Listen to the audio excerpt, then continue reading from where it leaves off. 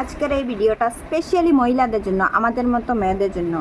ভারতবর্ষে যত সব মহিলা আছে তাদের এই জিনিসটা জেনে রাখা খুবই জরুরি। হয় না, আজকাল তো ইম্পর্ট্যান্ট কাজের জন্য মহিলাদেরকে একা একা যাতায়াত করতে লাগে, একা একা ট্রেনে সফর করতে লাগে। ধরো আপনি কোনো একা যাওয়ার জন্য বেরিয়েছেন, আপনি একা ট্রেনে সফর করছেন, আপনার সঙ্গে কেউ নেই, কোনো গার্জিয়ান নেই, কোনো ছেলে মানুষ নেই, বা আপনারা ফ্রেন্ড সবাই মিলে কোথাও ঘুরতে বেরিয়েছেন, আপনার সঙ্গে গার্জিয়ান নেই।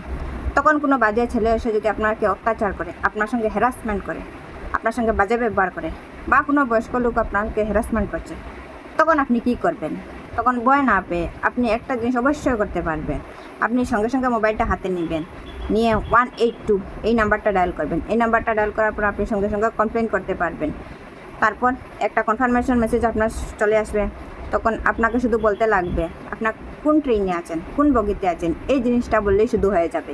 তখন আরপিএফ, সিআরপিএফ বা ওই স্টেটের পুলিশ আপনাকে সঙ্গে সঙ্গে হেল্প করবে।